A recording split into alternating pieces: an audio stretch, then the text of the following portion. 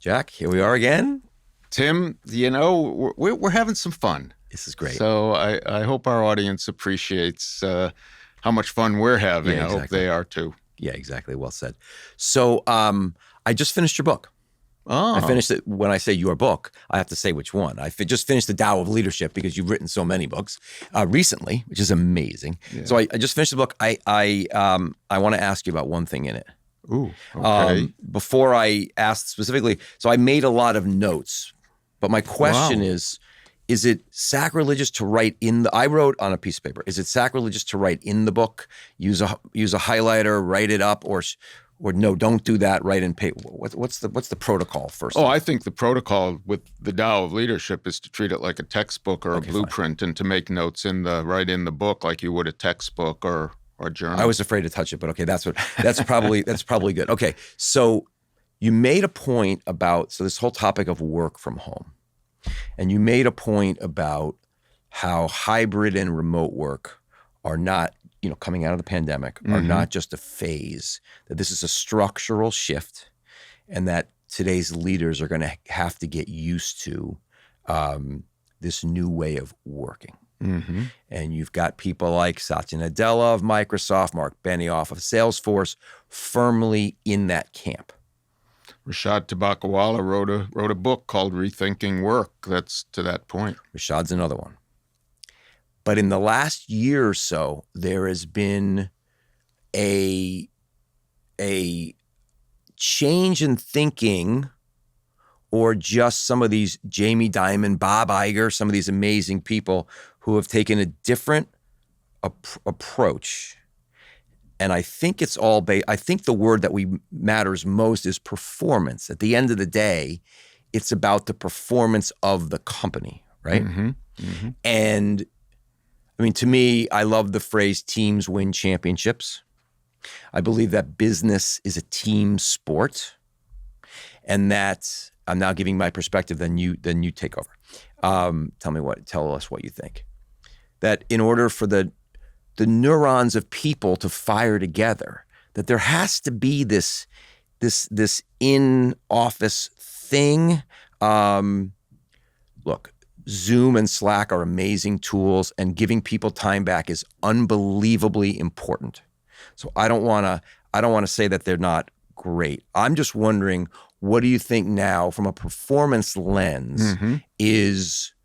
Is there a right approach? Are they both right? What do you think? What should people who are leading teams now, who are having this debate with their manager, with their management, their colleagues, about how to manage this with this topic and the expectations of younger people today? Well, we could take the next half hour and not even begin to bridge. And you have 2 sentences to answer that question. So I've finished the time I have available already. Well, you and I know that while we do these both in person and virtually, we really prefer the in person. We enjoy it. We like seeing each other. We like having the one-on-one. And I think we can both say that our relationships were significantly influenced by the ability to make personal connections and colleagues and be on teams and be in organizations. This is a huge corporate issue, and it's generational and it's technological. So I'll try to be brief. In the generational part is that it's very important for young people to be in an office, to have the opportunity. You think it's important for them. They don't necessarily think They're the ones who are least interested in being in the office. Right. But in order for them to generally have careers, it's important for them to see the leaders, to be able to interact, to be able to go into the office of the senior people and have, as well as the collegial. So a lot of businesses are creating opportunities for young people to get together around events, coffees, structured things, structured organizational things where they can come in and collaborate. But it also raised the question that the senior people are the ones who are least interested in coming in. They have families. Maybe they're not as close to the office as they'd otherwise might have been. And remote work, because people are spread all over the world, not just the country. So remote work is very real. The interesting thing about the question, though, is my next book, which is called Your Third Brain. It's about co-intelligence between human and machine and these generations, younger generations who are growing up. Going to be born with AI, it. Yeah. born with AI. Yeah. And this is the first workforce coming into corporations now that are really AI native in terms of coming into the work environment. And we're just at the beginning stages of how influential and important AI is going to be in the workplace and in advancing. And that's very much it's very interesting that they're going to be, AI is going to be a part of the team. It's not just going to be enhancing the team or being used by the team. It's going to be a collaborative part of the team. So there's a lot to learn about the question you ask. There are a lot of unanswered realities to how it's going to evolve. And I'm not thinking 10 years out. I'm thinking 12, 24 months out when the whole organizational model is going to require a lot of restructuring. So it's a great question. Yeah, but I'm not clear where you land on it right now with regards to remote and hybrid is totally fine. Let people do what they want versus more Jamie Dimon, Bob Iger. You're gonna be back in the office a set number of days, and that number is 3+. Well, where Wall do you Street, land on financial organizations are saying 5 days a week. Right. A lot of the agency holding companies now are saying 4 days a week. Most companies, large organizations, are now at 3 or 4 days a week, but what do you less think? than 3. I think in a large organization, where it's the only way of creating a team, it depends on what the individual's goals are and aspirations are, what their skill sets are. We're going to be in the computer more and not less. So I do think hybrid has to be the right direction going forward, with some directed time where people come into the office. But we've also got to recognize the globalization and nationalization of the workforce. And I think the reality is that companies are going to have to figure out what is the reality around their own business model, and how important is it that they have that team win and not just the individual guidance. Right. So culture, great question, Tim. If companies and leaders are not asking that same question right now, and that's one of the reasons I wrote this book, is because to create a blueprint for companies to be able to navigate and manage their teams effectively, recognizing those challenges that AI is creating, and that, AI didn't create the challenge, COVID created the question and the challenge, but now we're in a whole different reality. So there's a key word there, which is culture, which I believe will still matter even in when AI is your third brain. I think with our guest, she will definitely have a point of view about that word. And let's get to her in 1 second. But first, maybe we'll crack on. Let's go. We'll welcome everybody. I just want to say thank you for that. Thank you for the reference to the Tao of Leadership, and we'll ask our producer to put a copy of it, and maybe that people can go to jackmyersbooks.com. Desta will do that for us, for sure. There's no way I'm not going to use that as a little promotional opportunity. So thank you for that. Fair enough. That's our usual $20, just my side pocket. It's all good, tax free. All right, let's welcome. Greetings, humans. Welcome to Lead Human. I'm Tim Spengler, along with my co-host, the author, multi-book author, and futurist, Mr. Jack Myers. Our goal each week, in about 30 minutes or so, is to demonstrate that as important as AI and data and dashboards are, that the real competitive advantage in business today is more about unleashing the human potential. And this is Lead Human. Jack, tell us about our guest today. Carolyn Everson is our guest. And I know, Tim, you and I view this Carolyn as a guest and a little differently than maybe most guests. And it's because it's not just a professional relationship, but also a very personal one.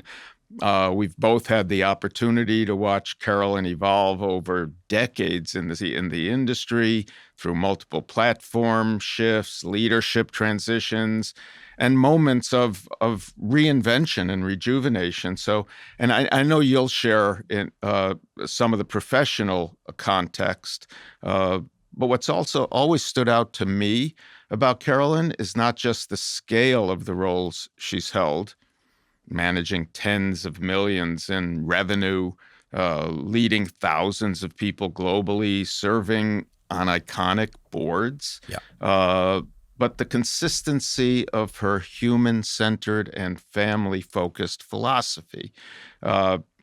She's operated at the intersection of technology, media, governance, and now AI native innovation. Been very active in global foreign relationships through her relationship with the Council on Foreign Relationships.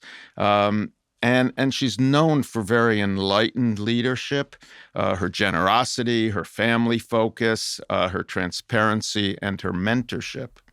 Yeah. This is the top of the class. In my career, I think Carolyn is one of the top fives. She's way bigger than sales. But when she had the role as global head of revenue, they called it VP, by the way, because in digital, they can downplay the titles. But she ran all of the advertising for Facebook around the world. And her bosses were Sheryl Sandberg and Mark Zuckerberg. So we're going to get into that. I cannot wait. Let's welcome Carolyn. Carolyn, welcome. Thank you. Thank you both for having me. I'm Carolyn, excited. I'm so happy you're here and joining us for Lead Human. Thank you. I appreciate being here. All right, we're going to jump right in. Okay, so the first question we like to ask every guest is a grounding question. And it's not about what you do, but it's about who you are. So tell us, Carolyn, as a human, who are you and what's it like to be you? I would answer that I'm a mother. That's the most important way that I identify myself. A mother of twins, 2 stepsons, 4 grandchildren, a wife, a sister, a daughter, a really good friend. I'm a global citizen. I care a lot about our role in the world. And I try to be what I would call the adjectives of human qualities of leadership. I try to be caring, kind, generous, vulnerable, humble. That's who the real Carolyn is supposed to be and who I try to be every day. Excellent. And we're going to break that down in a bit. My next question, I think one of your superpowers is the state that you're always in. Your state of mind and your state of being, whenever I've ever seen you, is always like right. It's always positive, up where it should be. Is that a learned? Were you born that way? Were you that way at 18? Did you get mentorship to be that way? Did you watch people do it? Is it conscious even that you show up this way, your state?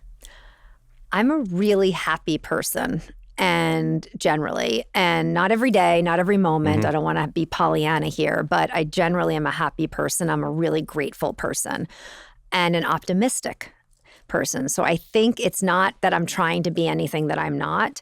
I also think that the energy you bring into a room is noticeable, either positive or negative. We've all been surrounded by people that bring different energies.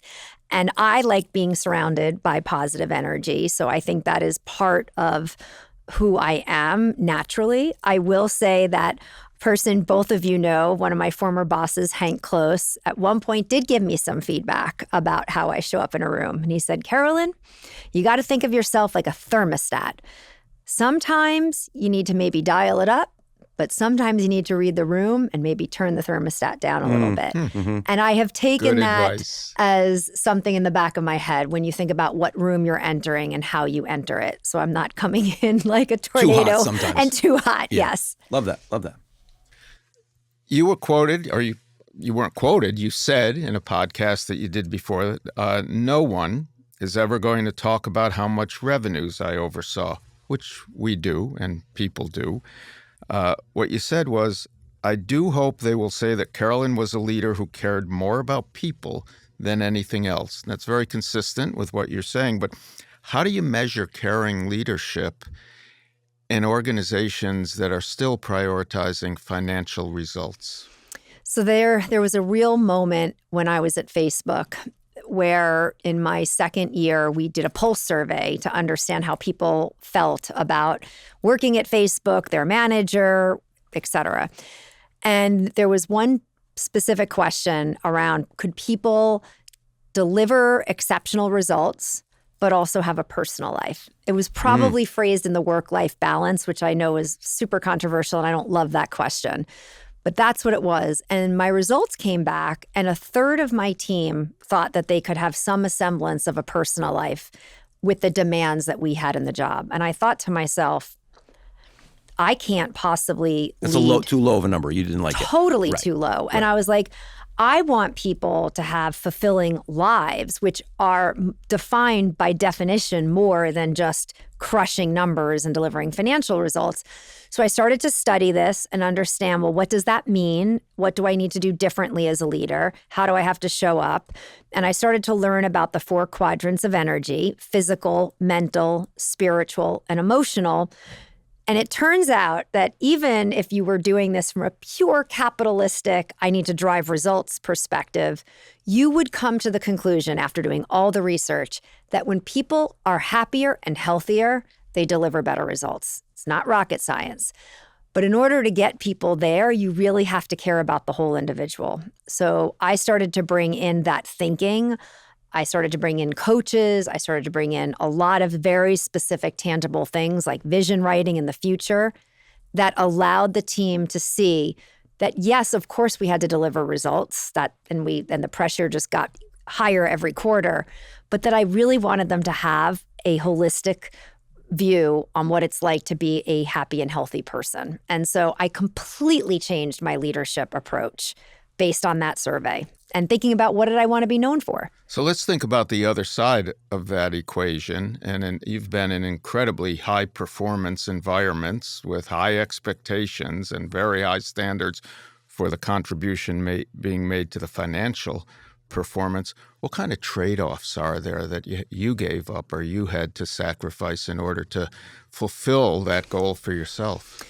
So when I look back on the 28 plus years of day-to-day operating roles, on one hand, I could say, gosh, I did make a ton of sacrifices, flying 400,000 miles a year, missing, interestingly enough, I think if I'm being critical about what I missed with my family, I missed the small moments, Right. which became very clear during COVID.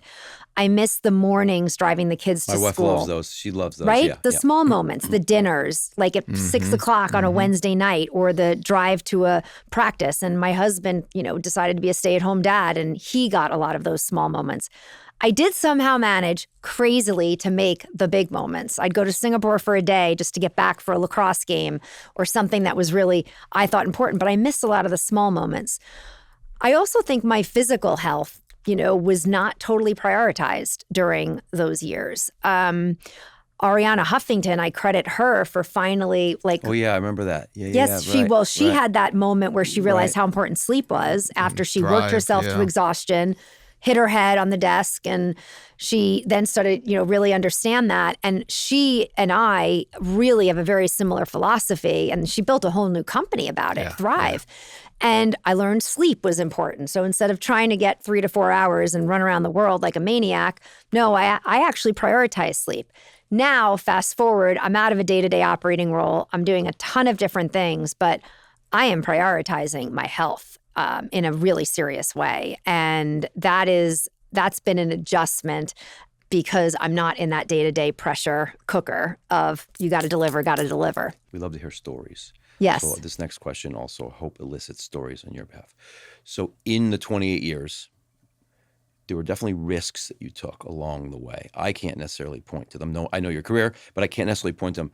Tell us about some of these risks you took and the learnings from them, because we want the practical takeaways for the audience from your experiences. So through the lens of the risks, good ones, bad ones, what you learn, advice about when because people are sitting there at the precipice. Do I jump? Do I not jump? Both could be risks, as we know. So give us your wisdom there. I'll give you maybe 3 different points in the career because I think that might help. Perfect. Depending on where people are in the journey. So the first risk, so to speak, would have been when I was in business school. It was 1997 through 99. So first boom of Web 1.0 .com craze. And I had jobs lined up. I had jobs at some of the big investment banks. Post-school. This was imagine your second year because after your internships, you get the offers and you're ready. You're going to take them as of you graduate in May, you're going to start in September. I had them from investment banks and I had them from consulting firms. And they were really quality jobs that a lot of people would have liked to have. But I had this entrepreneurial itch, and I was going to go and build my dream of building a pet business online. And that eventually became pets.com. And I had turned down all my traditional job offers, and I was going for it. And we raised money, and I raised $5 million. And then VC hired a CEO, and I met with her 3 weeks before graduation. And she told me her plan. It did not align with anything that I had been working on for 2 years. And I said, I think you're going to bankrupt the company. And she fired me through a fax when I got back to my dorm room back in business school. Oh my God. And so you're 3 weeks before graduation. You turned down other things. All traditional jobs have been turned down. I have to go into final exams. I wore a baseball cap and cried pretty consistently for those 3 weeks.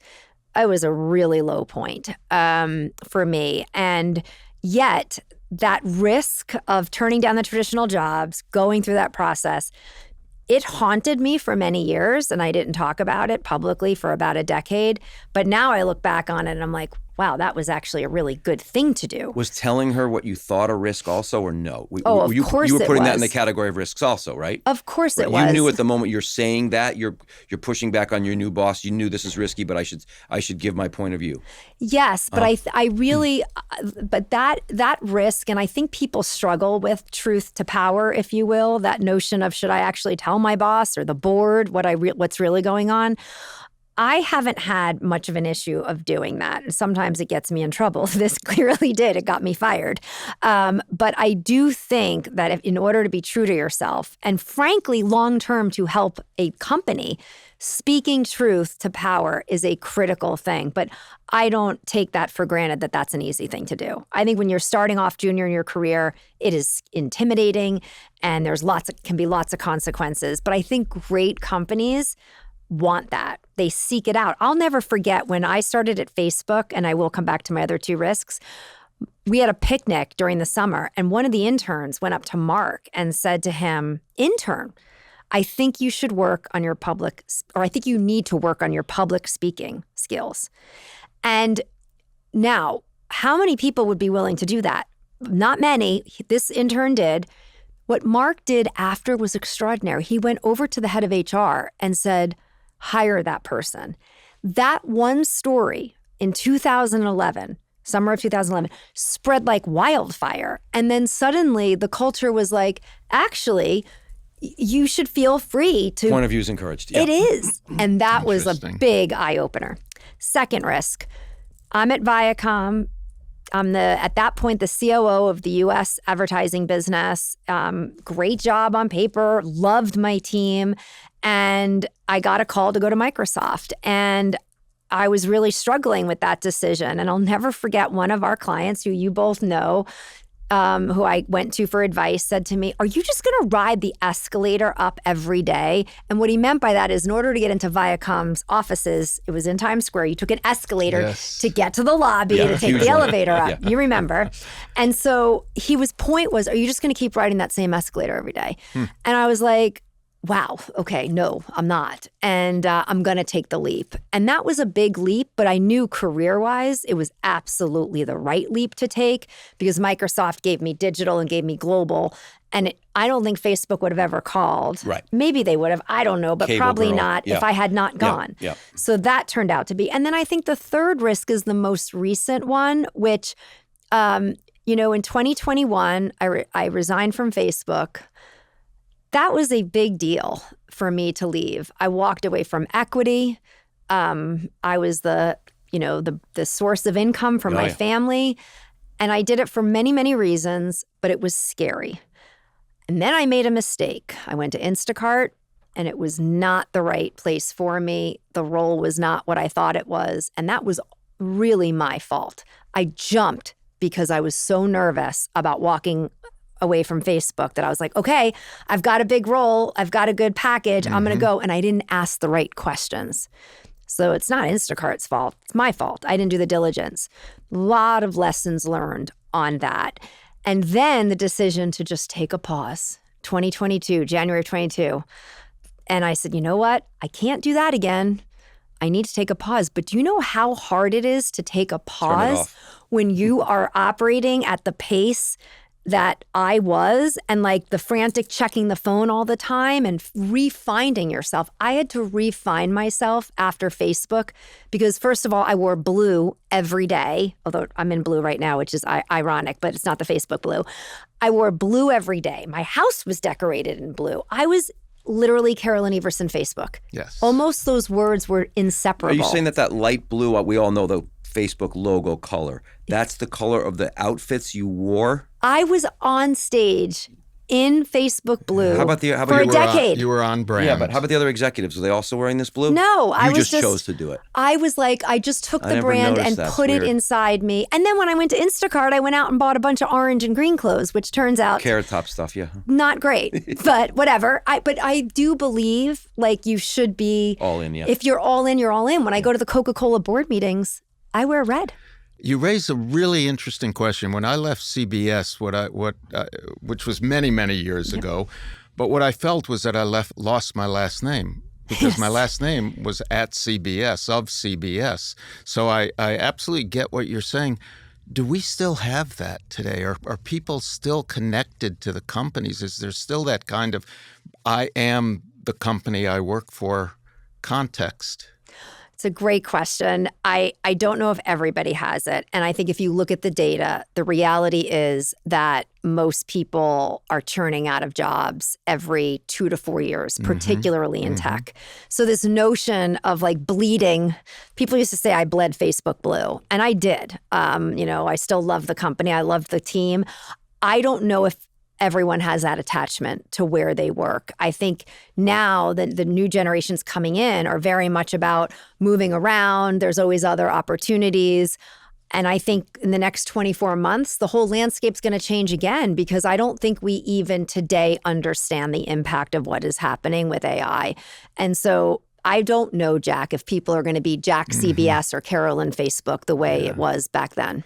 And that catches us up to you today. You've invested in a company called Slashwork. Yes. I believe. Internal AI communications, culture building. So connect the dots there to what you're talking about and where your current investments are. So what I've tried to do since 2022 is assemble what is now called a portfolio approach, which I took from other people. I didn't come up with that name. And it's 3 public boards and 7 privates and lots of investments. And it's a whole portfolio of things. I do seek out opportunities to work particularly on culture projects, and Slashwork and AI is definitely one of them. When I was at Facebook, we had, imagine the Facebook that you all use as a consumer, but now Facebook for work. And it was a product and companies were using it. And it was amazing because you started to get to know your fellow colleagues in different ways than you would otherwise. Communication was increased and productivity was enhanced. And that product got sunset at Facebook. It just wasn't a core focus of where they were taking the company. And so when Julien Cordeneau, who actually is one of the lead investors of Slashwork, when he reached out and said, getting some of the gang back together that worked on it, and we're going to build a new one, but now we're going to do it through an AI lens. And he was like, would you like to be involved? I was like, that was an easy yes, because it turns out, back to the Mark story I told you about the intern that approached him at the picnic, culture is really built by a set of stories in companies. And that's how things get shared and learned. And so if you can increase communication and share stories and really firmly cement the culture, that is a good thing for companies. So I'm interested in that, and I'm passionate about it. Nice. You talked about entrepreneurialism a couple times. Yes. So let's say you're advising your niece, nephew, or any, that kind of, I'm thinking about what to do next. What are the qualities that you see where you would say, I think you should be an entrepreneur? Or you know what? I know you're leaning that way, but you're my family. And the qualities that I see as your superpowers, I don't think play as well as in the big company. So that's the lens I gave it. Take it any way you want with regards to the qualities that you need for one versus the other as people looking themselves in the mirror, trying to figure out which way they should go, left or right? So I have the privilege of working with a number of incredible entrepreneurs, everybody from Mark to Kevin Plank at Under Armour, to Elliot Horowitz, who's the founder of one of my private companies, VM, here in New York. He was the former co-founder of MongoDB, and the list goes on and on. And they all, even though they're all different, there's some very strong similarities. And the similarities are they dream and think about things in decades, if not multiple decades ahead. They have just a capacity to look at the world and think, this could be done in a totally different way. And they're big and they're bold and the vision's super inspiring. That is a similar quality that I see in them. They're also willing to take a big risk. And the risk is multidimensional. It's financial in many cases. It's reputational. It's the unknown, crossing the abyss. It can be really lonely. And so they're willing to put all that together and still go for it. And then the best ones are the ones that surround themselves with people that help make that dream or vision a reality.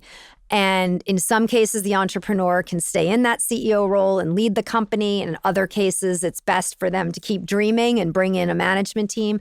So if I was advising somebody that was thinking about it, I would just walk through the realities of what that looks like. Having said that, I would err on the side of encouraging entrepreneurship. I think the disruption that we're about to see, and it's already starting to happen in traditional corporate America and, quote, white-collar jobs, we're at the very beginning of it. And I think if you can be in control of your destiny, that is a superpower. I look back and I think to myself, okay, I tried to do that. Early. I failed. Well, I got fired from pets.com. And then I retreated back into corporate. But I could tell something was churning in my belly. And I gravitated then in the last half of my operating experience to just working on with entrepreneurs. And now I do a ton of that, like a number. I just joined the board of Wondir, which is Mark Lohr. He's a consummate entrepreneur. And I'm attracted to not only how big the vision is, but that is an infectious and excitement to be around people that just move at a certain pace. And I think you just have to decide what you're most attracted to on a day-to-day basis. The biggest thing I say to people is when you roll out of bed on Monday morning, what do you think you're going to get excited about? Just think about that, because you give a lot of time to any of these things that you do, and you want to be excited about them. You've waxed out very eloquent about entrepreneurialism, culture, staying true to yourself.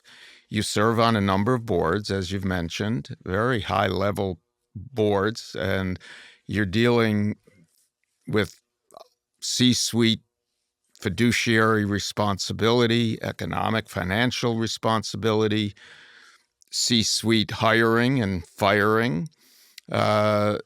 Yet you want to bring your sensitivities, culture, and entrepreneurialism. How do you balance governance, fiduciary responsibility when you really want to bring in the cultural components? How can you do that? How can you combine those two? I think they have to coexist. And that's at least how I think about it. Maybe it's the right brain, left brain, but obviously as a board member, you have a fiduciary responsibility to the stakeholders, to the shareholders. But companies, what are they? They're just a group of human beings, right? That are either building a product, selling a product, designing something, but they're a collection of humans. And I think what sometimes you have to always remember, it's easy for a board member, it's like the difference of being in the arena or in the stands, that great Roosevelt quote, right? I think it's Roosevelt. I don't know who it is, but I love it. I think it is. It's and when you're having been in the arena for almost all of my career, except the last few years, I know what it's like when someone can come in and just be critical and ask you to make quick changes. And you have to understand that these organizations are a collection of human beings. And you have to understand, I think, the psyche of how to make those changes and how to motivate and inspire people. And I happen to have an opportunity to sit on the talent and compensation. I chair it at Coca-Cola and I sit on it at Disney. That is the committee of the board structure that we spend a lot of time on. What is the culture like? Is it a growth mindset? Is it not? Where do we need to make changes? How do people feel about their jobs? Are they fulfilled? How do we think about leadership development? What are the qualities of leadership that we are looking for to drive the outcome? And so I've somehow, been able to straddle both. Yes, you have to deliver numbers and results, but you have to remember we're dealing with human beings here. I always say people forget that no matter what job title you are, everyone's getting up in the morning, they're brushing their teeth, they're taking a shower. It's like we're humans trying to do our best. I think that companies have to put themselves in whatever shoes of the people they're trying to sell to or serve. So in Coca-Cola's case, we have to put ourselves in the consumer. That consumer can be the end consumer, me, grabbing a Coca-Cola out of a vending machine. It could be a Walmart as a customer or an Amazon. But you have to be empathetic, which I know, Tim, is a big thing that you've talked about. You have to be empathetic in understanding what it's like to walk in the customer or the client shoes. And I think companies miss that. I mean, Starbucks was famous. At one point, Howard Schultz used to have an empty chair in the boardroom because he said the most important board member is our Starbucks customer. Mm-hmm. They're not sitting in the boardroom, but let's not forget them. And I think companies lose their way when they get set up in their own org structure, their own language and their silos. And it's like, wait a second. So that North Star of where we were going and where we needed to go as an organization. Well, that's certainly relevant today as people AI. are so concerned. Yes. The technology is moving at such an unprecedented pace. I just came out of a board meeting and I asked the CEO, I said, how's it going? He turned around and asked me and I said, I've never seen something move at the pace that things are moving. It's not like you'll check in a few weeks and you're up to date. Like it's on a daily basis. But the fear inside of companies, you've got some people embracing it and realize that I'm going to be better off if I lean into it, and other people are paralyzed. And how quickly companies adapt AI is not going to be because the technology is difficult. It's going to be a change management. It's a human issue. So it's part of the culture. Yes. Right, that's cool. So usually we're done by now, but can we go another couple hours? Sure. Would that be okay? No, because people will be asleep. They don't want to. So a couple more questions. Sure. It's been fantastic. Politics. Not politics, lowercase p. Okay. Working inside of a company and dealing with the politics. From 23, my daughter's 23 at IBM. It's not that it's a political culture. It's not, but she feels it for the first time. I mean, she had social politics, but now it's work politics, right? And so how do you advise people, again, 23, 33, 43, 53, what are some of the tips to deal in situations where they're politics or political people? Yes. So politics exist in every organization. Some have it to the point where it can become toxic and really difficult to navigate. And others, it's there, it's an undercurrent. You have to be aware of it, but it's not going to hurt or sabotage you. You just have to always be aware. I think a few tips that I would give. If it's a toxic political culture in a company, I'd get out.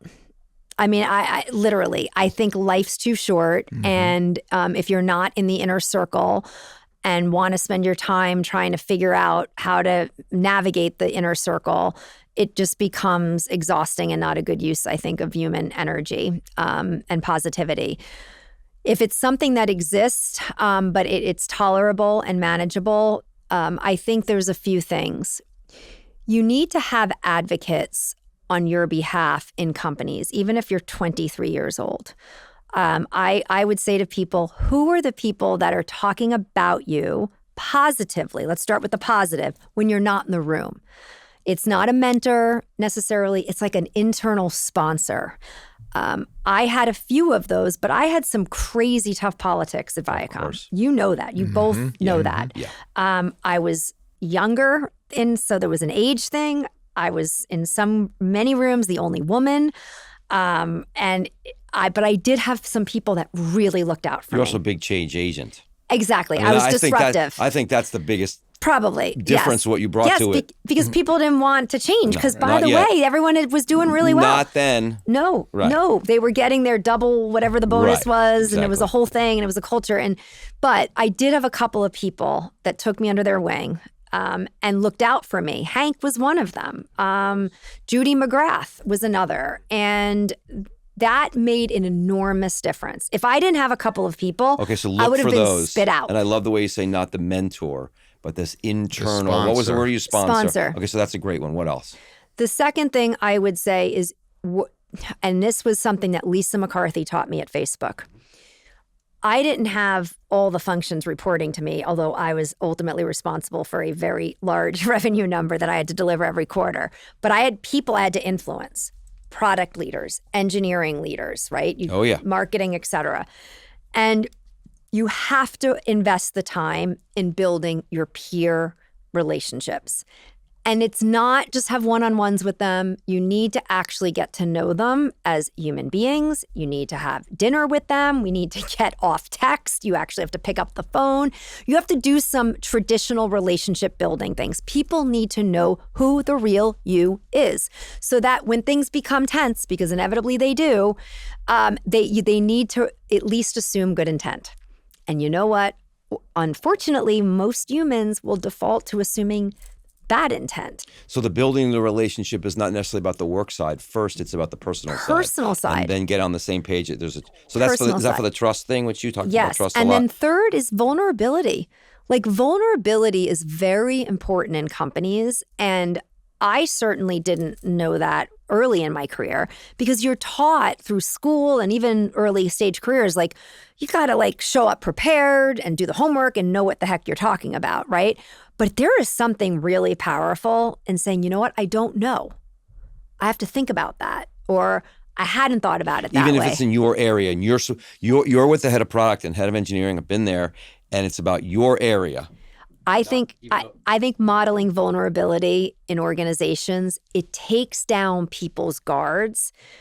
Now, you can't look like you don't know what you're doing. So I don't want to Well, that's where I was going to go, because vulnerability in some case can also undermine authority. So how do you balance when you're in that mix? It's a tricky balance, but I think the old school way would have said, knowledge is power. You need to have all your ducks in a row. And now I think, especially given how fast the technology is moving, for anyone to come into a room and have all the answers. Yeah, it's just not happening. Right. It's not. So in some ways, it's easier to be a little vulnerable now. Right. Exactly. Right. Exactly. That's actually good insight. Changing the subject, which the subject is really important and really valuable, but I want to also just acknowledge your role on the Council on Foreign Relations. And it shifts the political question toward a little different context. Talk, if you will, about how you came to be in that role, what you're actually doing, and how you're viewing the world today and the world we live in. So the very brief story on this is that I have always had an interest in potentially eventually serving our country. And one of the ways that I wanted to do that was to get exposed to more of the thinking that I would see in a business context when I went to Davos. I would see it when I went to DC, or, traveling at Facebook and meeting with heads of state. And it was a real privilege to do that. And I loved it. And so I am interested. I'm definitely curious and interested in the subject of how the U.S. is viewed globally, what role do we play, and eventually potentially considering serving our government in some capacity. So that was the context. In order to get in, you have to get nominated. And, I'm fortunate that I've had a number of people that continue to support me and look out for me. And I'm trying to pay it forward and do it the same for younger people. But that's how that all came about. And your perspectives on the world politics today? I think the world is, my perspective is that there is so much gray. We tend to want to live in a black and white world. We tend to want to live in a world of or versus and. I think that there is such opportunity to bring the two sides together in this country and find so much more middle ground. And issues that I have worked on. I started the Gun Safety Alliance as part of my Henry Crown Fellowship and with a couple of other industry people. And, at first when people said, oh my gosh, you're going to work on gun safety or it was gun control. And I said, first of all, we're not calling it gun control.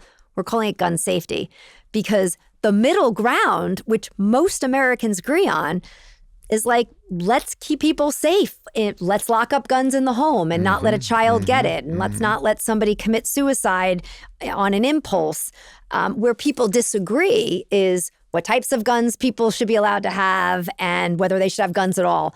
And you take that issue and there is a middle ground that over 90% of the country can agree on.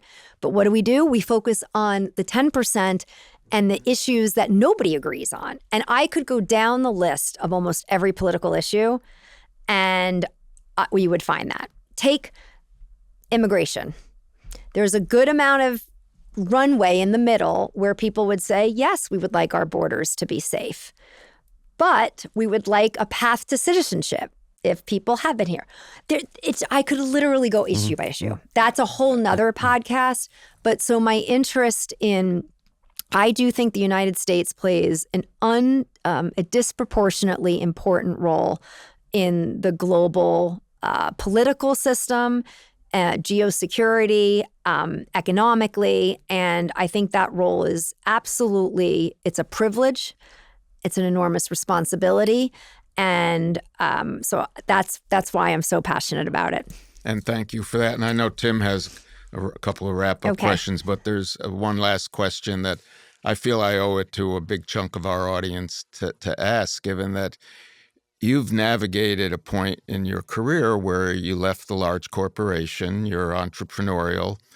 You have the advantage of having served in some very significant roles, built a reputation and security for your family and for your future. There are a number of people now who are being put in similar career positions without that security and without that confidence and without having built that reputation. So what advice can you share for people who are looking at AI, whether they believe in it, are embracing it, or are fearful of it, don't have a clear career path or a clear future? What can we say to them? I think if you look at it in the positive lens, which I think you have to, otherwise you lose hope, and nobody wants to be without hope. In a positive lens, I think it gives everybody a chance to really think about how to reinvent themselves or to do something that they never thought was possible. As I was walking into this podcast, I just saw a story of a group out of Brazil that used, they basically created a website and a new business that generated $3 million in the first month out of nowhere. And there are story after story after story. I think that's scary.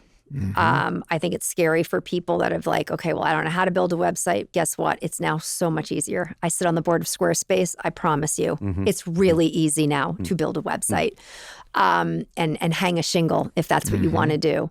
I also think there's an opportunity to go back to some of the traditional brick and mortar service businesses. I think our society needs to be more accepting and embracing of people that want to go and buy a dry cleaner, a nail salon, a car wash, or things that are not going to necessarily be disrupted. And you know what? You start earning, you own one and then you build and then you own from there. So I just think we have to rethink the model. I think the traditional model of if you've been laid off and you don't have the security of, a stable income base or savings, I think I'm not dismissing how scary it is. Look, I was scared when I walked away from Facebook, and I know that that's a very privileged position to say that. I recognize that. But I was scared. So I can imagine what it's like when you have no financial cushion to walk away or get laid off. But do not give up hope.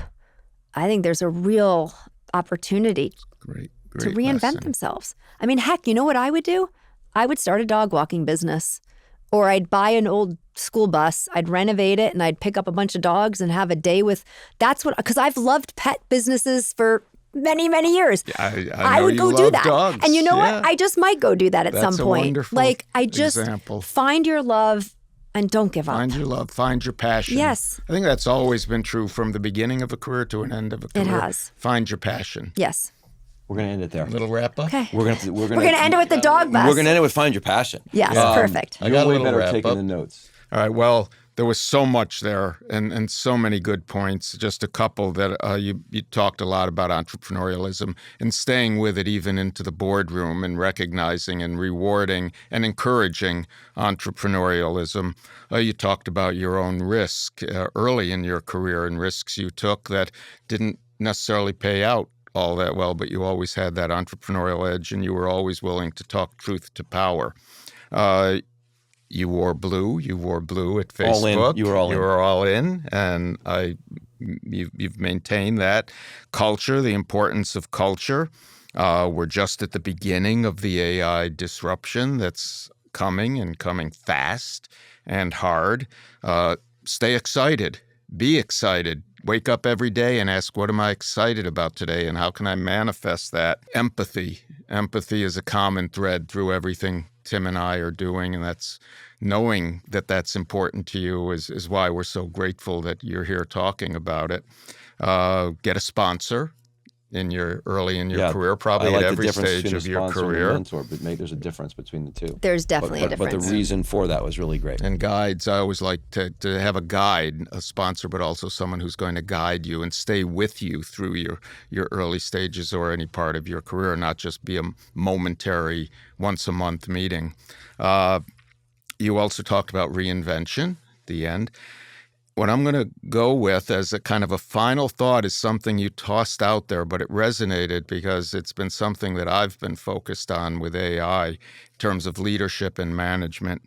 Not knowing is the new knowing. Yes. And you said that, you could just kind of tossed it in there, but it's such a truth. So thank you for that. Thank you both. I really appreciate it. Carolyn. Let me thank the audience now for listening. Yes. Thank you. You guys. And I'm sure you learned a lot today. How could you not have? And do us a favor and share what you learned. Share this episode with others so they can get the wisdom that you got by listening today from what Carolyn had to say. And join us on this journey now with Carolyn to really prove out that the competitive advantage, and we're talking in business, we're talking performance. The competitive advantage in business is not about better managing the machine, but about unleashing the human potential. And this has been Lead Human.